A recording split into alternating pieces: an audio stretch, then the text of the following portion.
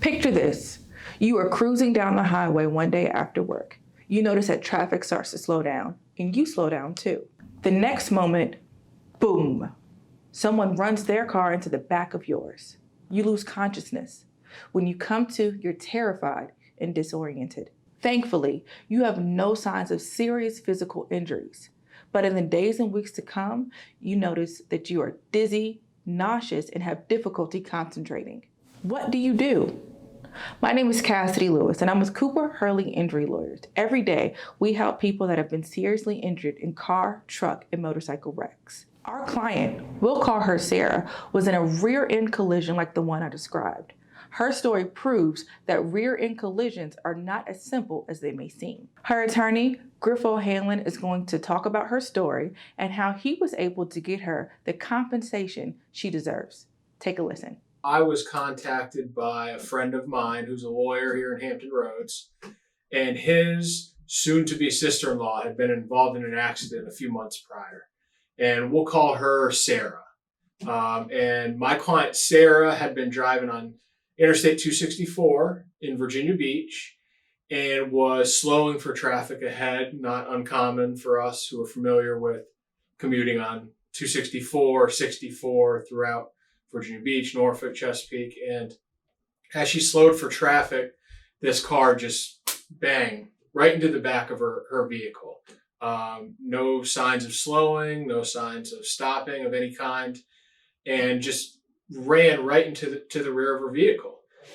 And, you know, as I first met with Sarah, and what I do with most of my clients is I tell them ask them about how that affected them. You know, what did they feel? How did they experience it? And you know, Sarah described something that is very frightening, especially to me as a parent and anyone else who's a parent, is she lost consciousness as a result of the impact. And when she came to, the first thing she recalls is saying, "Where's my daughter? Where's my daughter? Where's my daughter?" Thankfully, her daughter wasn't in the car with her, but you can imagine the terror that Sarah was feeling at that moment. You know, her first instinct, despite the fact that she would soon learn that she was hurt in this terrible crash, was, what if my daughter was in this vehicle with me? So huge collision on Interstate 264, and the state troopers had to respond. The Virginia Beach Fire and Rescue had to respond and treat Sarah at the scene and take her to the hospital. But, you know, it's not an uncommon type of accident, a rear-end collision on the interstate. But Sarah's crash was certainly a severe impact that caused traumatic damage to the vehicles involved. For most folks, once they've been involved in a crash, they initially are experiencing the traditional types of aches and pains that you would think of. You know, body soreness, general fatigue, pain in the neck, pain in the back, the normal types of injuries that you see in most collisions. So Sarah was taken by ambulance to a local hospital, one of the major hospitals in Virginia Beach, and was provided the sort of care that most accidents victims are. They did a physical examination, did some imaging studies, x-rays, and more sophisticated type pictures of the internal parts of her body to check for structural damage. And thankfully, she did not have broken bones or torn ligaments or anything in her neck or back. So she was discharged and experienced those aches and pains that actually tend to get worse in the few days following a wreck. Over that 7 to 10 days following the crash. But that's when things really started to change for Sarah. While her body began to recover, she was noticing that she was suffering some really odd symptoms, cognitive symptoms, in that she was having some difficulty with slurred speech. Her memory just wasn't quite there. Everything seemed a little foggy. She had some nausea, things that she was not experienced and hadn't experienced in the first week or so after the wreck. So Sarah went back and sought some additional follow-up care and some additional guidance from some specialists, including a neurologist, who eventually diagnosed Sarah with a concussion and post-concussive syndrome. And these can have really nasty effects and infiltrate every aspect of someone's life, from work, home, child rearing. And Sarah really had to go through all those things. She had difficulty at work. She had to turn down a promotion in the months following the wreck because she just couldn't do what was going to be required of her. That daughter that she was so fearful was in the back seat, that thankfully wasn't. Her ability to care for and interact fully with her daughter was completely impaired in the months following this wreck. And it's just tough to maintain a home when you don't have your senses about you. When I first sat down with Sarah and chatted with her about the personal injury claim process, what our firm Cooper Hurley can do for folks who've been injured in an accident, she had a few major concerns that were on the forefront of her mind. First and foremost, although we were a few weeks since the accident had happened when we first met, she was terrified of her health and the continued symptoms that she was experiencing. And not an uncommon thought for our clients that Sarah shared was, what if I'm always going to be like this now? What if I'm always going to feel this way? What if I'm always going to have these same concerns about my health? So that was number one. That was her number one concern. As her health began to improve, a new obstacle arose for her and a new concern developed, and that was, how on earth am I going to deal with all these medical bills?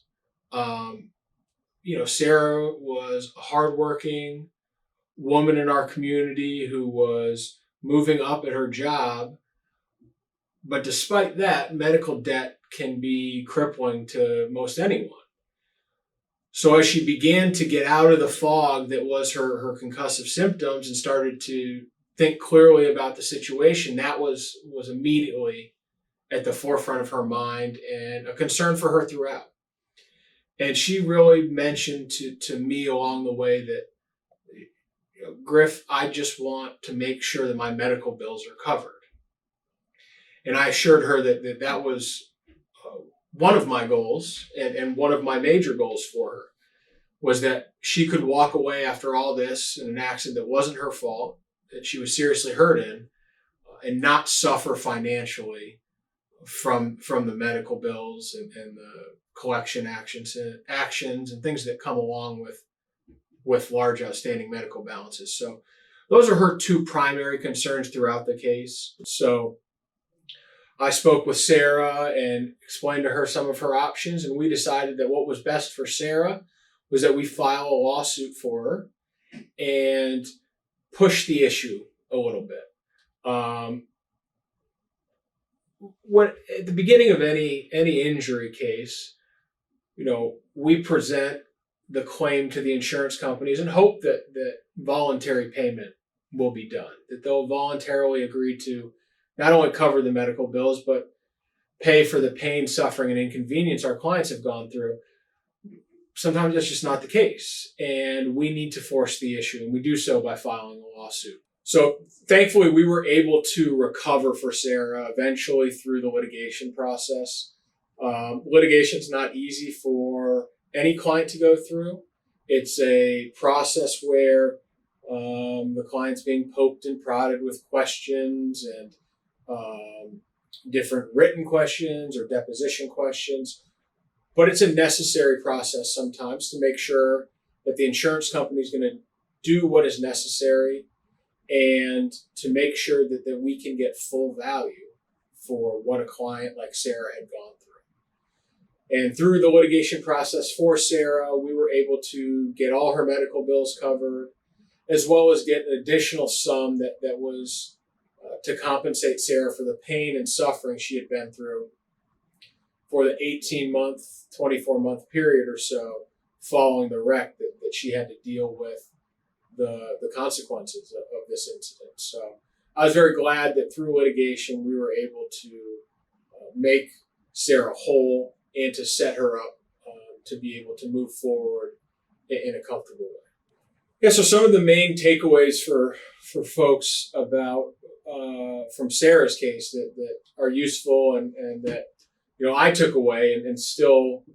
am mindful of moving forward in my practice is, first and foremost, a rear end collision in and of itself is not all that uncommon. They happen on our roads and interstates through Hampton Roads every day. And initially, for Sarah, her incident wasn't unlike many others. The rear end collision, the sore body, the bumps, the bruises, thus far seemingly a pretty typical type of rear end collision. But then she began noticing those other symptoms, the fogginess, the difficulty with memory, the issues with some slurred speech. And the takeaway is, if you notice something like that, see a specialist. Without the specialized care that Sarah received, who knows kind of where she would be from a health perspective right now. Thankfully, there was medical intervention. She got the treatment that she needed. Those symptoms subsided and went away over time, and Sarah can move on as she was before the wreck. So we're very thankful that Sarah recognized the severity of those symptoms and saw a specialist as was needed. The other takeaway that I have from the case, and it's something that I need to be mindful of always in my job, is that I do this every day. Every day I'm dealing with lawsuits and litigation. So sometimes it can be lost on us lawyers about how daunting of an idea it is for someone to file a lawsuit, to say, yes, let's file a lawsuit against this other person. And for many folks, that's not an easy decision. And for Sarah, that wasn't an easy decision. She wasn't eager to file a lawsuit and to go into litigation. And I appreciate the severity and of that decision for folks. But what Sarah's case goes to show is that by committing to taking what legal avenues are available to you and moving forward, she was able to get the recovery that she needed to cover her medical bills and expenses. And she committed to it, and through her hard work and cooperation throughout the process with me and my office, we were able to recover a fair amount for her. Yeah, so I hope that Sarah's case has illustrated for y'all who are listening just one of the many ways that folks experience the personal injury claim and litigation process, and put some of you at ease that if you've been in an accident, you should call a lawyer. Don't be intimidated by the process. Don't worry that things are going to be done without your approval or consent. It's a collaborative process. If you've been in an accident, call a lawyer, and call a lawyer at Cooper Hurley Injury Lawyers, who can help out and provide you with the assistance that you need. So I appreciate you listening and hearing me chat about my lovely client, Sarah. And I'm Griff O'Hanlon with Cooper Hurley Injury Lawyers. And thanks a lot.